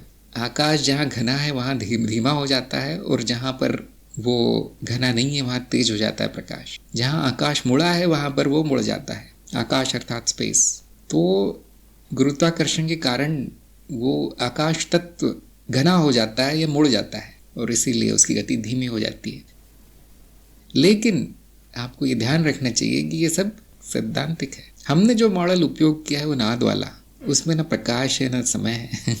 तो मैं वो ज़्यादा बता सकता हूँ, और ये जो बताया गया है ये आपको किताबों में उत्तर मिल जाएंगे इसके, क्योंकि सैद्धांतिक है। और अगर आप नापेंगे यंत्रों की सहायता से तो भी यही देखने में आएगा। हाँ, अगर आप पूछ रहे हैं कि आप नाद के मॉडल के अनुसार इसकी व्याख्या कीजिए, तो वो बड़ा उत्तर रहेगा उसका। उसकी व्याख्या शायद मैं भी नहीं कर पाऊँ। राजेश्वरी ने कहा है, क्यों वाले प्रश्न शिष्य के मन में संशय उत्पन्न करते हैं, प्रगति के लिए उचित नहीं है। देखिए, हाँ, क्यों मतलब कोई अर्थ नहीं होता क्यों का, कोई कारण नहीं होता किसी भी चीज़ का। कैसे पूछ सकते हैं कि ये कैसे हो रहा है, प्रकाश मुड़ क्यों रहा है, ये बताया जा सकता है। प्रकाश भी नाद है, तो नाद से वो प्रतिक्रिया करता है, इतना जान लीजिए। क्योंकि आप लोगों को ये पढ़ाया गया कि प्रकाश कुछ विशेष चीज़ है जो किसी से प्रभावित नहीं होता, ये गलत बात है। ये पुराना विज्ञान है जो अभी नए विज्ञान से थोड़ा अलग है। राहुल ने कहा है, ब्रह्म माया में क्या संबंध है, दोनों एक ही है। ब्रह्म ही माया है। जो ब्रह्म में अनंत संभावनाएं हैं वही मिथ्या रूप में प्रकट है। किसके सामने प्रकट है? स्वयं ब्रह्म के सामने। वो कौन है? वो आप ही हैं। अनीता ने कहा, साक्षी और साक्षी भाव में क्या फ़र्क है? हाँ, साक्षी मतलब आपका तत्व, अनुभव करता, आत्मन, शिव, ब्रह्म, ये साक्षी के नाम है। साक्षी भाव मतलब इस भाव में रहना, इस ज्ञान में स्थित रहना, साक्षी हो जाना, साक्षी भाव। तो क्या आप साक्षी बन सकते हैं? नहीं, साक्षी नहीं बन सकते, साक्षी पहले से है। ये ज्ञान याद रखना, स्मरण रखना, ये साक्षी भाव है। अपने आप को कुछ और न मान लेना, अपने तत्व को, अपने सत्य को ना भूलना, ये साक्षी भाव है। और इसके कई फायदे हैं। और ये करना ज़रूरी है? करना तो ज़रूरी नहीं है, लेकिन कर लें तो कुछ फ़ायदे मिल सकते हैं इसके जीव को। साक्षी को कोई फ़ायदा नहीं इसका। अर्जुन ने कहा, साधक को भीड़ से दूर एकांत में रहना चाहिए। देखिए, भीड़ से दूर तो सभी को रहना चाहिए, साधक को क्यों? सबको भीड़ से दूर रहना चाहिए, अलग दूर जगह घर बनाना चाहिए, लोगों के पास नहीं रहना चाहिए अधिक देर तक। लेकिन हाँ, साधक को विशेष रूप से ध्यान रखना चाहिए। लेकिन क्या सब कुछ छोड़ छाड़ कर जंगल में चले जाना चाहिए साधक को? नहीं, वो गुरु से पूछना है। यदि गुरु ने कहा है कि तुम रह सकते हो दूर जनसंख्या से, शहरों से, गाँवों से, तो ही करना चाहिए। अपना निर्णय आप लेंगे तो आप स्वयं उसके उत्तरदायी होंगे। तो मेरा ये सुझाव है कि जहाँ अनावश्यक है वहाँ भीड़ से दूर रहिए। लेकिन मान लीजिए आप रोज़ बस में जाते हैं या ट्रेन में जाते हैं, या आपके जो जहाँ काम करते हैं वहाँ भीड़ भाड़ है, तो अब वो तो दूर रहना संभव नहीं है। अगर किसी ने बोल दिया कि हाँ दूर रहना चाहिए और आपने वो मान लिया, तो आपका जीवन अस्त व्यस्त हो जाएगा। और आपका परिवार है, बच्चे हैं, तो बेचारे कष्ट भोगेंगे। तो इसलिए गुरु से पूछना ज़रूरी है कि मेरी अवस्था भी ऐसी ऐसी है, मुझे एकांत में क्या फ़र्क पड़ने वाला है, मुझे एकांत में जाने से मेरी प्रगति होगी या नहीं। तो वो गुरु आपको सब कुछ देख कर बताएगा।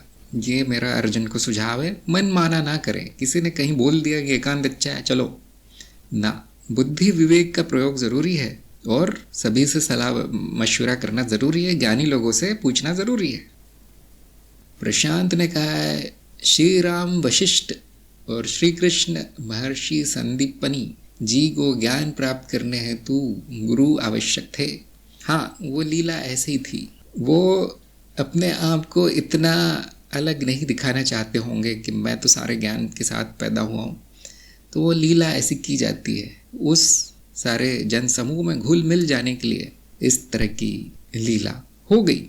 बाद मुझे तो लगता है वो जो गुरु थे उनको सबको पता होगा कि ऐसा हो रहा है, फिर भी वो लीला में उन्होंने भाग लिया, सहयोग दिया। तो अब ये जानना हमारे लिए महत्वपूर्ण नहीं है। मैं इतना कहता हूँ कि जो आम जनता है, आम साधक है, उसको गुरु आवश्यक है। अब इसको आवश्यक थे या नहीं, उसको आवश्यक थे या नहीं, वो आपके लिए महत्वपूर्ण नहीं जानना। उससे आपकी कोई प्रगति नहीं होगी। जो मनुष्य ही नहीं है उसके लिए क्या महत्वपूर्ण है बताइए, और उसका दूसरा मनुष्य कैसे अर्थ बता सकता है।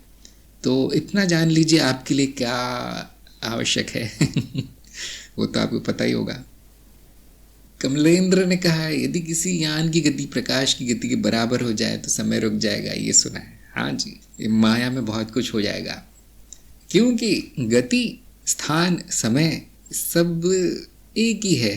अंत में परिवर्तन, उस रूप में विचार कीजिए, उस कोण से आप, उस दृष्टिकोण से विचार कीजिए, फिर सारे रहस्य खुल जाएंगे। राहुल ने कहा है मुझे अध्यात्म मार्ग में आगे बढ़ना है, कृपया मार्गदर्शन करें। आपको कौन सा मार्ग पसंद है, कौन से गुरु पसंद है, ये निर्धारित कर लीजिए पहले, और उस मार्ग का वो गुरु काम का है, कौन से मार्ग में आगे बढ़ना चाहते हैं, ये सब आपको बताना पड़ेगा और उसके अनुसार आपको भेजा जाएगा फिर सही जगह। अर्जुन ने कहा ध्यान क्या है, करना चाहिए क्या? अनुभव को एक ही विषय पर केंद्रित कर लेना ध्यान है, और करना चाहिए या नहीं, जो आपके गुरु ने कहा है वो करना चाहिए। यदि आप उस मार्ग पर हैं जहाँ पर ध्यान बताया जाता है तो आपके गुरु आपको सही विधि बताएंगे, क्या करना है वो बताएंगे, कब करना है, क्यों करना है, सब कुछ बताएंगे। क्या आम जनता को करना चाहिए? बिल्कुल नहीं। जिनके गुरु नहीं है उनको कुछ भी नहीं करना है। पहला कार्य है मार्ग और गुरु ढूंढना, फिर जो गुरु बताएंगे वो करना है। बहुत आसान है।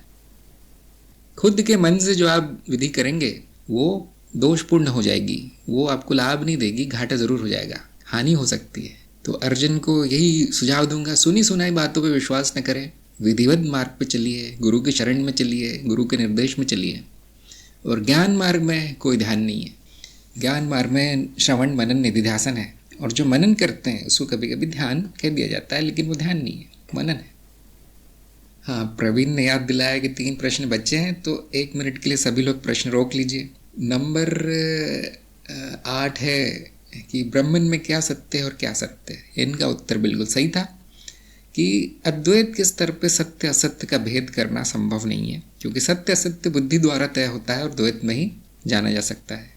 9वां प्रश्न था साधक का जीवन कैसा हो, इसके लिए शास्त्र में क्या निर्देश है। इनका उत्तर फिर से सही था कि जिसकी बुद्धि है उसको क्या निर्देश देना, जिसको ज्ञान है उसको क्या निर्देश देना। फिर भी इतना ही निर्देश दिया गया कि अति ना करें। इतना निर्देश दिया गया शास्त्रों में कि सुखी संपन्न सात्विक सरल न्यूनतावादी जीवन व्यतीत करना है, अति नहीं हो बस।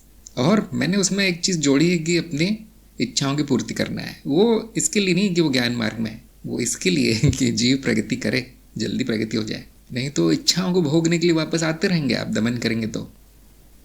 अपनी नैतिकता निर्धारित कीजिए, अपनी इच्छाओं की पूर्ति कीजिए, सरल रूप से सुखी रहिए, साक्षी भाव में रहिए, और जीवन अपने आप व्यतीत होगा। वैसे भी जा ही रहा है वो।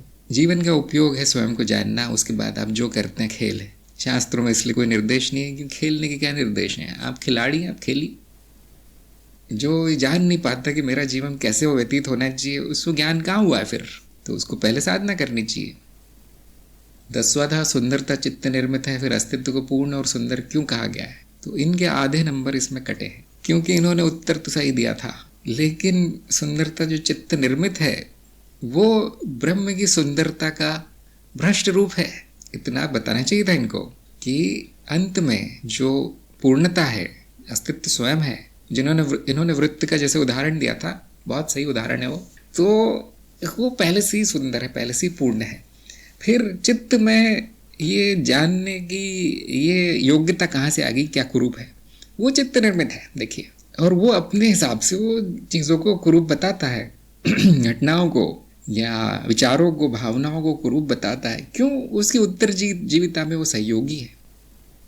सड़ा हुआ खाना उसके लिए कुरूप है, क्यों? खाने से तो रहेगा नहीं ज़्यादा देर। तो ये भी ये संपूर्ण घटना कि वो चित्त किसी वस्तु को कुरूप कहता है, वो भी पूर्णता का भाग है, वो भी पूर्णता में ही हो रहा है, और ये ऐसा ही होना चाहिए। उस चित्त को, उस वस्तु को कुरूप ही कहना चाहिए। अब देखिए कितना सुंदर है, ये सुंदरता के भी परे है। ये जो भी है अस्तित्व, वो मैं ही हूँ। ये बात कहनी चाहिए कि पूर्णता पहले से है, सुंदरता पहले से है। उसमें ये भ्रम निर्मित हो जाता है कि कुछ चीज़ें सुंदर नहीं है, और वो भ्रम भी सुंदर है, वो भी पूर्ण है। इस पर मनन कीजिए सभी लोग। परीक्षा के प्रश्न उत्तर समाप्त हो गए, वापस चलते हैं, प्रश्न उत्तर की सिलसिला शुरू रखते हैं। वेदांश ने कहा है शायद सामान्य जन को संदेश देने हेतु लीला रची गई कि गुरु के बिना आध्यात्मिक यात्रा संभव नहीं है। हाँ, आपका बिल्कुल बात बिल्कुल सही है, तार्किक बात आपने कही है कि जब अवतार आते हैं तो आम जनता को इतना आभास नहीं होता, पता नहीं चलता। इसलिए आपने देखा होगा जब अवतारों के समय उनको मनुष्य ही माना गया, उन पे वो आरोप प्रत्यारोप और जो भी दूसरे मनुष्य करते हैं, कीचड़ उछालना, गालियाँ देना, ये सब उनका भी किया गया। और जो सबसे लेटेस्ट जो अवतार हैं, जो सबसे नए हैं, वो है गौतम बुद्ध। और उनको भी ये सब झेलना पड़ा, ये सब सहना पड़ा, और उनके भी कई गुरु हैं। तो ये जो कहानियाँ रची गई हैं आपको कुछ सिखाने के लिए रची गई हैं, उनसे सीख लेकर आगे बढ़ जाना चाहिए कि अवतार को गुरु की आवश्यकता पड़ गई तो मैं किस खेत की मूली हूँ, ऐसा विचार करके गुरु की शरण में जाना चाहिए। अमित ने कहा है, जीवन कैसे चल रहा है जब सब कुछ शून्य है, मिथ्या है, असत्य है। देखिए, मानना ही ठीक नहीं है कि जीवन चल रहा है, कुछ हो रहा है, ये मानना ठीक नहीं है। अस्तित्व तो शून्य है, शून्य में संभावना है प्रतीत होने की, इतना ही हो रहा है। ना आप है ना जीवन है। हाँ, ये बात पचाना बहुत कठिन है, इसलिए हम उपमा का उपयोग करते हैं कि जैसे सपना आता है रात में, तो वो सब तो मिथ्या ही है, शून्य से उत्पन्न हुआ है, उसका कोई कारण भी नहीं है। हम कहते हैं स्मृति कारण है, लेकिन वो भी तो मान्यता है, और वो असत्य है, पूरी तरह जागने पर असत्य लगता है। क्या आप कहेंगे कि वो जो घटनाएं हुई थी सपने में वो सच में हुई? क्या कुछ हुआ? कुछ भी नहीं हुआ। वो भी तो जीवन जैसा लगा, लेकिन हुआ नहीं कुछ। वहाँ पर एक संभावना थी जो प्रकट हुई उन चित्रों के रूप में और समाप्त हो गई, क्योंकि वो मिथ्या है। ऐसे ही आपका जीवन है, थोड़ी देर का खेल है, जो प्रकट हुआ है ब्रह्म में समाप्त हो जाएगा। क्यों चिंता करते हो कैसे चल रहा है? कोई नहीं जानता कैसे चल रहा है। ये खेल है, आनंद उठाइए। प्रतीत होता है कि कुछ हो रहा है, ये ब्रह्मलीला है, होता कुछ भी नहीं है यहाँ। ये कैसे जानेंगे? इस सपने से कैसे जागेंगे कि पता चले कि कुछ नहीं हुआ? वो नहीं हो सकता, वो नहीं जागा जा सकता। ज्ञान हो सकता है बस। इसलिए मैं कहता हूँ कि ये सपना है, ये ज्ञान ही सपने से मुक्ति है। सपने को जान लेना ही सपने से जागना है, और दूसरी जागृत अवस्था नहीं आएगी, और बड़ी अवस्था नहीं आएगी। सभी अवस्थाएं माया ही है, माया के ही तरह तरह के रूप हैं। इस उम्मीद में ना बैठें कि एक दिन मुझे इस सपने का ज्ञान सपने के बाहर जाकर हो जाएगा। ये ठीक नहीं है मानना। अभी भी आप सपने के बाहर ही हैं। अगर आपको आत्मज्ञान हो जाता है तो आप देखेंगे आप सपने दृष्टा हैं। सपने के अंदर नहीं मिलेगा सपने दृष्टा। जैसे पर्दा चित्र के अंदर नहीं मिलता, पर्दे पर चित्र हो रहा है सारा। चित्र आकर समाप्त हो जाते हैं, अंधेरा हो जाता है, पर्दा फिर भी उसमें और संभावना है, और चित्र को प्रकट करने की, और चित्र को दिखाने की। तो ये मनुष्य उस पर्दे पे आने वाला छोटा मोटा चित्र है। उसको इतना ही ज्ञान हो जाए कि मेरा तत्व पर्दा है, बहुत है, बाकी कुछ नहीं जाना जा सकता, ये सब शून्य है, इतना जान लीजिए। मिथ्या है, असत्य है। यही आपकी स्वप्न से मुक्ति है, और कोई मुक्ति संभव नहीं है। लेकिन प्रश्न बहुत अच्छा है इनका, अमित का। ध्यान दीजिए, जीवन को सत्य मान लेना ठीक नहीं है। कैसे चल रहा है जीवन अगर असत्य है? वो इसका चलना भी असत्य है। जैसे बहुत से लोग पूछते हैं ना कि आपने कहा कि जो बदलता है वो असत्य है, तो खाना भी असत्य है, फिर तो हवा पानी भी असत्य है, तो मैं जीवित कैसे हूँ फिर असत्य के सहारे? तो यहाँ मैं को अभी भी मनोशरीर माना गया है, अभी भी सपने का किरदार जो है, स्वप्न चरित्र मान लिया है स्वयं को, तो हाँ, वो तो जीवित नहीं रहेगा ना। बंद कर दिया जाए आपका खाना पीना, हवा पानी, तो वो स्वप्न चरित्र मर जाएगा, वो भी मिथ्या है। वो इस खेल का भाग है, इस सपने का भाग है। तो जीवन चल नहीं रहा है, प्रतीत हो रहा है, कोई जीवित नहीं है यहाँ पर। अब ऐसा लोगों को बताया जाए तो बहुत डर जाते हैं, इसलिए हम बताते नहीं। लेकिन अमित क्योंकि कार्यक्रम में आगे बढ़ गए हैं तो फिर उनको बताने में कोई हानि नहीं है। कमल ने कहा, कहीं भी जाए एकांत ही है, घर में भी एकांत है और जंगल में भी। किंतु जो नए नए आए हैं उनको भौतिक रूप से एकांत की आवश्यकता पड़ती है, मैंने देखा है। किसी को, वो भी गुरु बोले तब। तो अंत में सब एक ही हैं, आप ही हैं, एक ही तो है, तो एकांत ही तो हुआ। ये संपूर्ण सृष्टि एक ही है, दो नहीं है। संपूर्ण अस्तित्व एक ही है, वो मैं ही हूँ, इसलिए अंत में एक ही बचता है। तो कौन सा एकांत ढूंढते हो? तो ज्ञान मार्ग के लिए भीड़ भी एकांत ही है, सब कुछ मैं ही हूँ। राजेश्वरी ने कहा, कई बार एकांत में भी विचारों की भीड़ भीतर हो सकती है। हाँ, फिर वो एकांत किस काम का कि आप जंगल में जाके बैठे और जो मन में तो मेला लगा है लोगों का, वो किस काम का एकांत? और ऐसा भी हो सकता है कि वो साधक पूरी तरह से विरक्त हो, भीड़ में बैठा है, लेकिन मन शांत है, उसका किसी से कुछ लेना देना है नहीं, साक्षी भाव में है, उसके लिए सब सपने जैसा चल रहा है सामने उसके। तो अब एकांत का क्या करेगा वो? तो ध्यान दीजिए, ये एकांतवास की जो धारणा है वो कुछ ही लोगों के लिए लागू है, जिनमें लोगों के साथ रहकर विकार आ गए हैं, जिनके मन में लोगों का कुप्रभाव उन पर इतना पड़ रहा है कि गुरु को कोई रास्ता नहीं मिलता उसको वहां से निकालने के अलावा। या उस चक्र में वो इतना फंसा हुआ है, एक ही तरह का जीवन चल रहा है और कई जन्मों से वो उसी जीवन में है, तो उसको ज़बरदस्ती निकाल दिया जाता है वहाँ से कि चलो जंगल में मत जाओ, किसी दूसरे शहर में जाओ, किसी दूसरे देश में जाओ, या यहाँ मेरे पास आ जाओ आश्रम में, ऐसा बोला जाता है। क्यों? क्योंकि बहुत बुरी हालत है उसकी।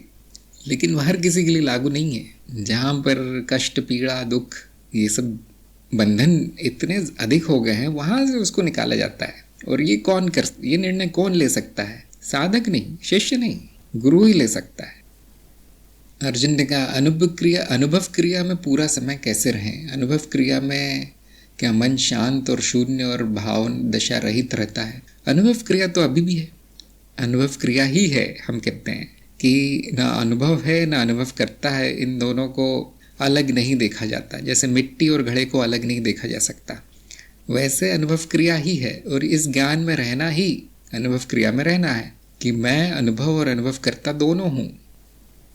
और फिर वो मैं की भी ज़रूरत नहीं कि मैं बोलने की, वहाँ केवल है, जो है वो अनुभव क्रिया है। तो पूरा समय यही तो होता है। तो इसी ज्ञान में पूरा समय रहिए। और इसको हमने कहा है साक्षी भाव या सहज समाधि। तो जिसको ज्ञान हो गया है और ज्ञान का महत्व जिसको पता है, वो अपने आप ही आ जाएगा इस क्रिया में। और ये कोई क्रिया नहीं है, ये बस होना मात्र है। तो क्या अनुभव क्रिया मन शांत शून्य भाव रहित रहता है? नहीं, कोई ज़रूरत नहीं। वो सब इस खेल का भाग है। उसको वो ठीक वैसा होगा जैसा उसको होना चाहिए। यदि उसको कोई काम नहीं है, कोई किसी ने परेशान नहीं किया उसको, तो शांत हो रहेगा। और यदि वो प्रतिक्रिया करता है किसी घटना पर, तो अशांत रहेगा। क्या उसमें भावना नहीं रहेगी? बिल्कुल रहेगी। जो आवश्यक है वो सब चलेगा मन में। लेकिन साक्षी भाव होने के कारण वो मैं या मेरा प्रतीत नहीं होगा। उसमें अहम भाव नहीं रहेगा कि ये सब मेरा है, ये सब मैं हूँ। इतना ज़रूर हट जाएगा, अहम रहित हो जाएगा, भाव रहित नहीं। और वो करना भी नहीं है। भाव रहित तो फिर तो पत्थर हो गया व्यक्ति। जो मन शांत हो गया वो मुर्दा हो गया, मरने पर ही शांत होता है वो। क्या शून्य हो जाएगा? शून्य पहले से ही है, शून्य पहले से है। यही जानना ज्ञान है कि जो भी हो रहा है वो ठीक है। क्यों? क्योंकि वो शून्य है। उसमें क्या फेरबदल करना है? कभी कभी अनुभव क्रिया तक पहुंचना कठिन होता है, सहज समाधि तक। इसलिए हम कहते हैं कि साक्षी भाव में केवल इतना याद रखो कि ये सब मैं नहीं हूँ। जो मन शरीर जगत में चल रहा है वो सब मैं नहीं हूँ, वो मेरा मिथ्या रूप है। अब बिल्कुल अच्छा है जो चल रहा है, वही होना चाहिए। यदि मन में एक मान लीजिए इच्छा आती है कि ऐसा नहीं वैसा होना चाहिए, तो ठीक है, हाँ वैसा ही होना चाहिए, फिर वो भी ठीक है। तो ठीक वो होगा जो आवश्यक है। और वो अनुभव क्रिया कोई जादू नहीं है, चमत्कार नहीं है। जो अभी है वही है, और अभी भी ठीक वैसा ही हो रहा है जो आवश्यक है। हाँ, पूरा अज्ञान में हो रहा है, इसलिए कुछ अनावश्यक कर्म हो जाते हैं, इसलिए कुछ दुख या कष्ट हो जाता है। तो इस साक्षी भाव में रहने का एक ही फ़ायदा है कि दुखों से मुक्ति हो जाती पूर्ण रूप से, इतना ही फ़ायदा है। लेकिन हाँ, न वृत्ति बंद होगी, न भावना बंद होगी, न विचार बंद होंगे, न कुछ बंद होगा। शुद्ध हो जाएगा, बंद नहीं। शुद्ध होना और अंत होने में बहुत फ़र्क है। जैसे लोग कहते हैं ना अहम नाश हो जाएगा, नहीं, नाश नहीं होता। वो जो उसमें जो अशुद्धियाँ हैं वो चली जाती है। नाश हो गया तो जीव भी नाश हो जाएगा। ये वृत्तियाँ नष्ट हो गई तो वो जीव तो 5 मिनट में मर जाएगा। प्रवीण ने कहा आत्मज्ञान है तो मेले में भी अकेला, यदि नहीं तो अकेले में भी मेला। हाँ, राहुल ने कहा आप ही मार्ग दिखाइए, बहुत परेशानी है। क्या परेशानी है? देखिए, मार्ग हमारा ज्ञान मार्ग है, और मैंने जो व्यवस्था कर रखी है उसमें त्रिदिवसीय कार्यक्रम से शुरुआत करनी चाहिए सभी को जो इस मार्ग में आना चाहते हैं। और यदि आप मार्ग में आना चाहते हैं तो मुझे संदेश भेजिए, सोच विचार करके आइए, इतना ही मैं कहूँगा। नहीं तो मैं मार्ग दिखाऊंगा, आप बोलेंगे इसमें कुंडलिनी तो है ही नहीं, इसमें तंत्र मंत्र है ही नहीं, तो फिर वो समय नष्ट होता। देखिए, ज्ञान मार्ग क्या है इसका थोड़ा सा एक झलक आप देख लीजिए। और वो झलक त्रिज्ञान कार्यक्रम में बहुत अच्छे से मिल जाती है। मैं आपको कड़ी दे देता हूँ उसकी। तो ये है आपका 3 दिन में 3 घंटे में जो एक कार्यक्रम करवाया जाता है छोटा सा, वो पूरी तरह से निःशुल्क है और फ़ोन पर ही, टेलीग्राम पर ही हो जाएगा।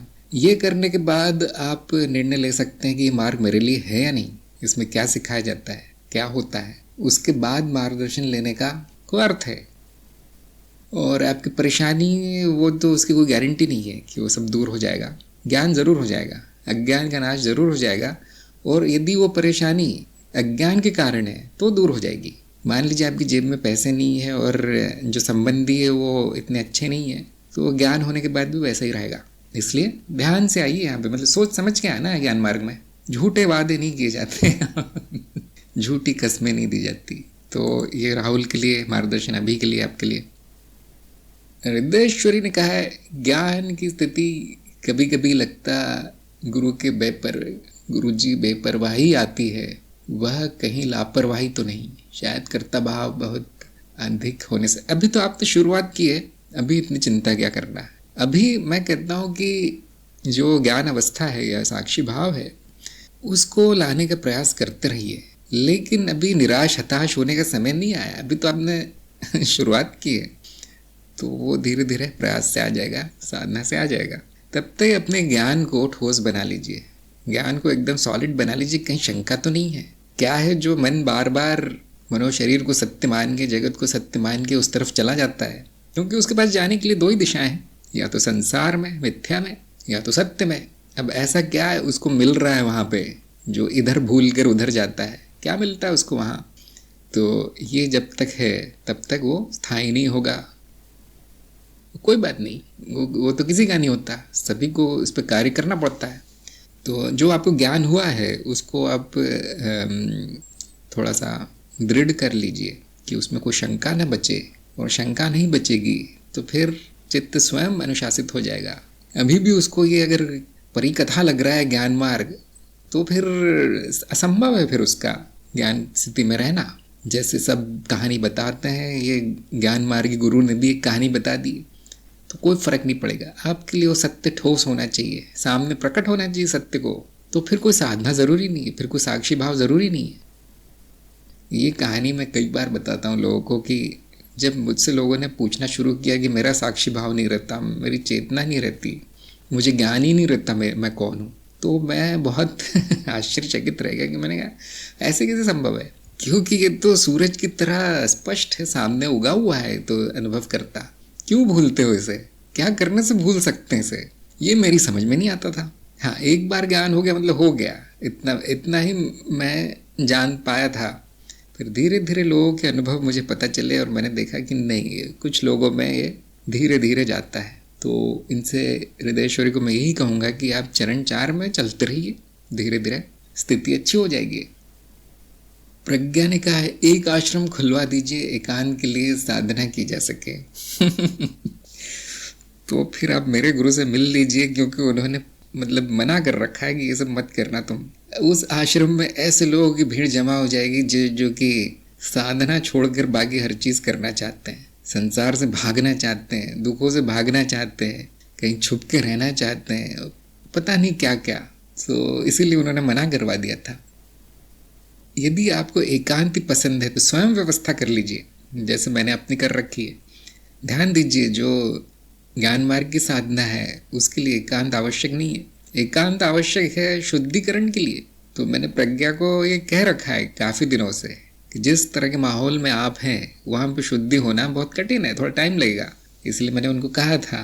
लेकिन ये मन कहीं ना कहीं चिपकना ही चाहता है, आसक्त ही रहना चाहता है। अभी वो वहाँ आसक्त है, आश्रम खोल दूंगा तो आश्रम में आसक्त हो जाएगा, इसलिए वो मना कर रखा है। हाँ, आप अपनी व्यवस्था कर सकते हैं, जैसे मैंने निर्देश दिया है उसका पालन कीजिए। जीवन भर नहीं रहना है जंगल में, कुछ ही दिनों की बात है।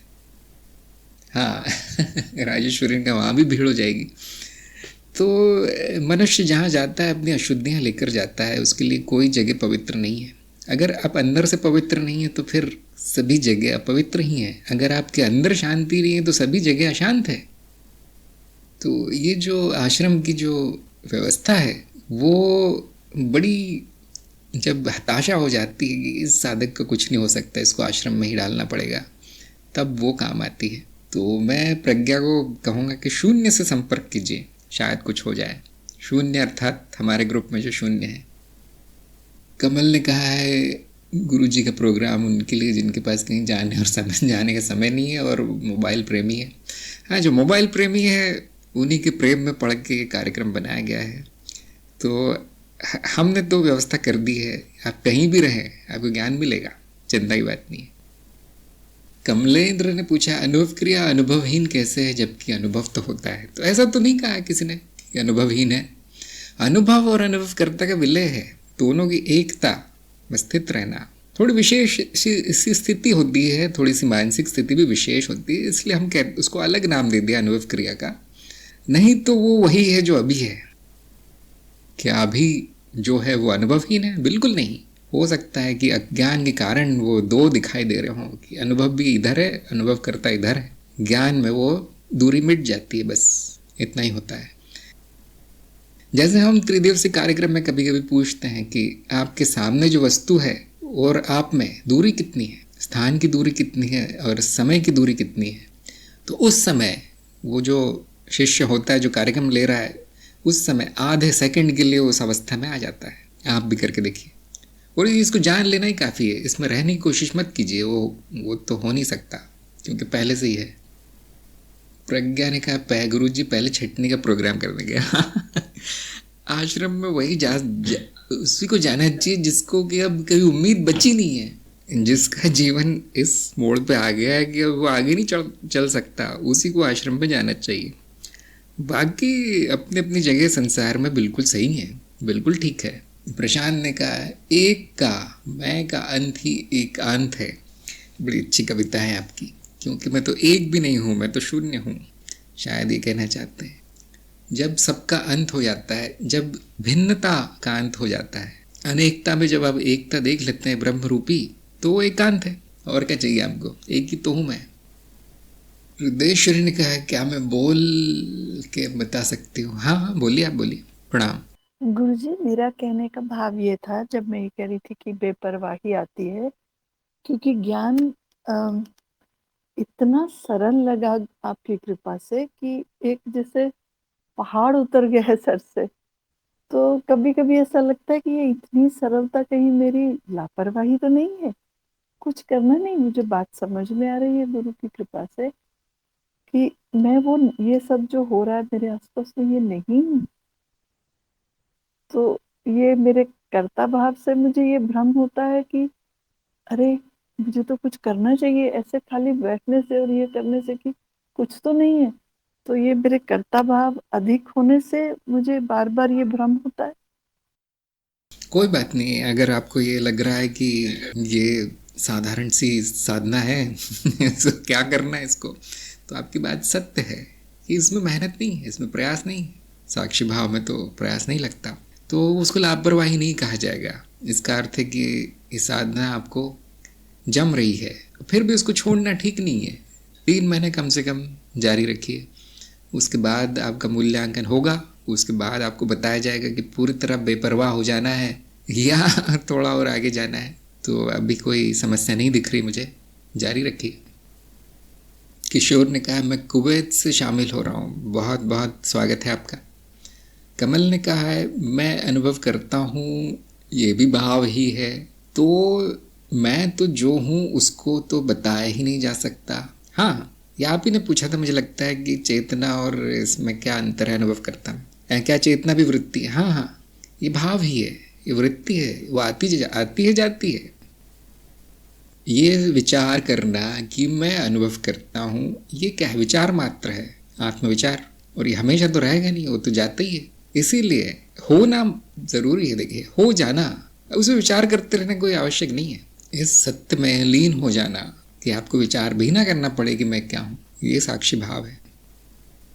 थोड़ी सी साधना से आ जाता है। और जिसको ज्ञान हो गया उसको तो साधना भी नहीं करनी पड़ती। जैसे मैं गर्म तवे का उदाहरण बहुत देता हूँ कि एक बार गर्म तवा छूने के बाद आपको साधना की ज़रूरत नहीं कि दोबारा नहीं छूना है उसे।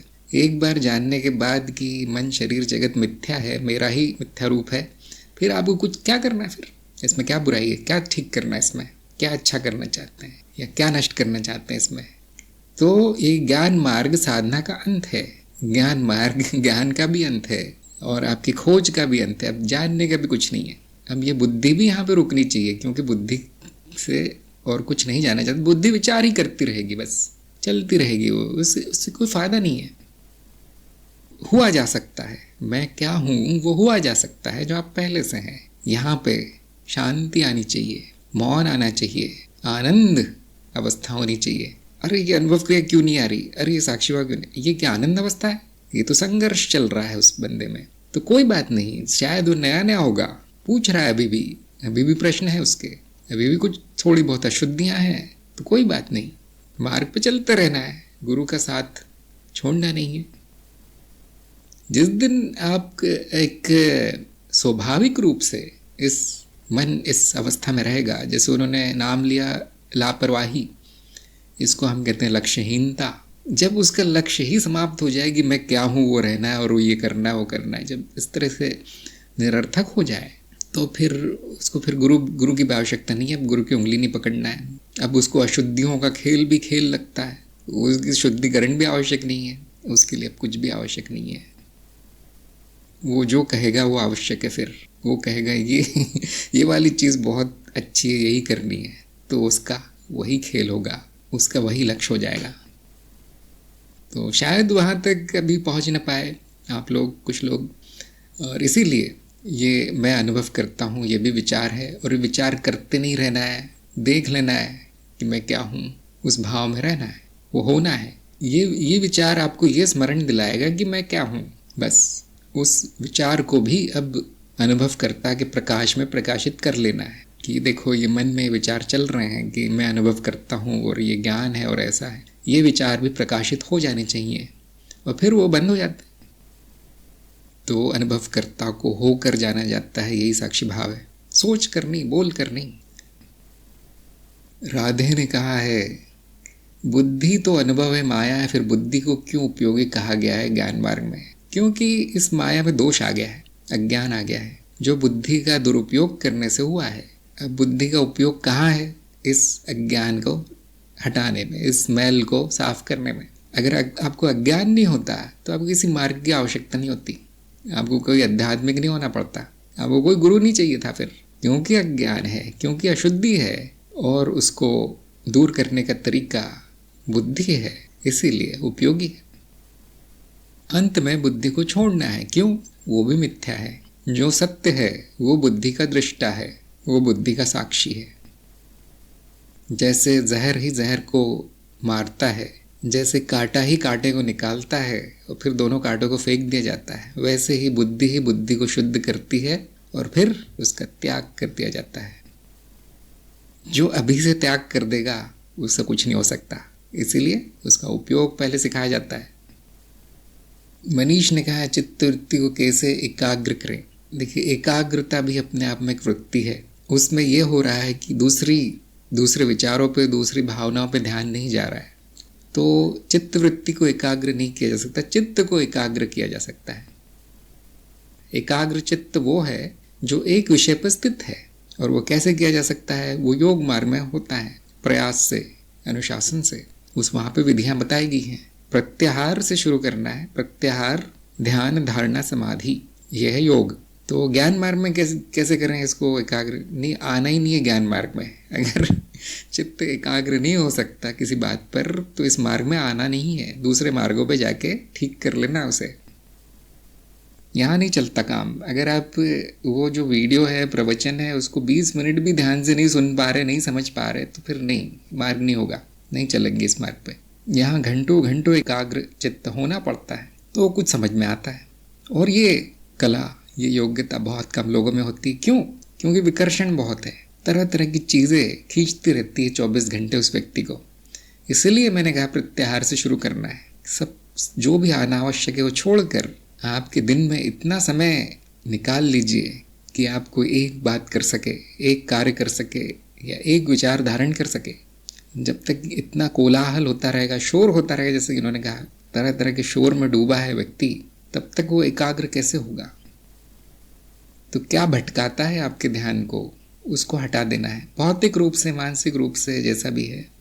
कभी कभी आप ही की इच्छाएं होंगी जो आपको भटका देंगी, जो कि पूरी नहीं हुई, तो उनको पूर्ण कर लेना है। अगर अच्छी है तो, अच्छी नहीं है तो मेरी नहीं है मान के छोड़ देना है, बाद में करेंगे, ऐसा समझा लेना है मन को। और धीरे धीरे उसमें शांति आती है, धीरे धीरे वो एकाग्र होने लगता है। और मैं तो कहता हूँ, आप कितना भी अनुशासित कर लें, कितना भी तंत्र मंत्र कर लें, उसमें योग आसन जो भी करना है कर ले, वो नहीं होता। एक ही चीज़ है जिससे कि एकाग्र होता है, वो अब मैं सत्संग में पूछता हूँ, ये क्या है, वो क्या है जिससे कि चित्त एकाग्र हो जाता है? मनीष ने कहा ज्ञान, कमल ने कहा ज्ञान, माधुरी ने चेतना। नहीं नहीं, अभी तो बहुत दूर की बात है। उत्सव तो ज्ञान से भी एकाग्र नहीं होगा। हाँ, ये देखिए अरविंद का बिल्कुल सही उत्तर आया, इंटरेस्ट, रुचि। कमलेंद्र का इच्छा पूर्ति नहीं, इच्छा पूर्ति नहीं, दूसरी इच्छा शुरू हो जाती है उसमें, दूसरी इच्छा खींच के ले जाती है उसको। ये ग्रह एक जगह कैसे टिके रहो एक विषय पे। दिव्य गांधी ने समर्पण नहीं, समर्पण नहीं, रुचि। अरविंद ने कहा है ध्यान दीजिए, अगर सुंदर लड़कियों में आपकी रुचि है तो आप देखेंगे वहीं टिके हुए आप दिन भर, एकाग्र चित्त वही चल रहा है बस। क्यों ऐसा? आप जो सिनेमा देखते हैं, पिक्चर देखते हैं, वो अगर रुचिपूर्ण है आपके लिए तो 3 घंटे ठीक वही, हिलते भी नहीं आप, खाना भी नहीं खाते, बोलते भी नहीं किसी से। ऐसे कैसे? ऐसे कैसे संभव है? बिना किसी साधना के एकाग्र कैसे हो गए आप? जहाँ रुचि होती है वहाँ साधना की आवश्यकता नहीं होती। और आपकी रुचि उसी में क्यों है, उसी विषय में क्यों है, जैसे ज्ञान मार्ग, अद्वैत आदि आदि। क्यों? यही आपका प्रारब्ध है। इसलिए जो आपके प्रारब्ध में है उसी में रुचि होगी। अगर आपकी वस्तुओं में रुचि है, मान सम्मान शान शौकत में रुचि है, अब वहाँ तो ध्यान भी नहीं देना। उसमें कौन सी साधना करनी पड़ती है कि मुझे पैसे कमाने हैं? 24 घंटे आप उसमें लीन हैं, कैसे हो गया ये? वही आपका प्रारब्ध है। फिर उसमें एकाग्र चित्त होने की आवश्यकता नहीं है, कोई संघर्ष नहीं है, अपने आप होगा। ध्यान दीजिए आपकी रुचि कहाँ है। अगर आप ऐसी जगह एकाग्र होना चाहते हैं जो फिर रुचिपूर्ण नहीं है आपके लिए, अर्थपूर्ण नहीं है, तो नहीं होंगे कभी। फिर उसको मार मार के चित्त को प्रत्याहार करवा के और आसन में बिठा के 8 घंटे, ठीक नहीं है। देखिए ये जन्म उस मार्ग के लिए नहीं है। फिर ये सब बातें कौन जानता है? ये तो शिष्य नहीं जान सकता। देखिए उसको तो पता ही नहीं, उसको किसी ने बोल दिया है कि एकाग्र चित्त होना चाहिए सबको, अब वो कर रहा है कष्ट एकाग्र चित्त होने। नहीं, ऐसे नहीं। ये गुरु जानता है कि इसका प्रारब्ध क्या है, इसका कहाँ पर ध्यान लगेगा इसका, और उस मार्ग से उसको लाया जाता है। आपकी रुचियाँ बौद्धिक हैं तो आपको ज्ञान मार्ग से लाया जाएगा। मैं देखूंगा कहीं और रुचि है आपकी तो आपको दूसरे मार्ग में ले जाया जाएगा। ये कहानी है। तो यहाँ पर हम सत्संग समाप्त करते हैं आज की। मुझे आशा है सभी को उत्तर मिले होंगे, सभी संतुष्ट हुए होंगे, और प्रवीण को एक और बार बधाई, शुभकामनाएं, और हम मिलेंगे अगली बार अगले सत्संग में। नमस्कार।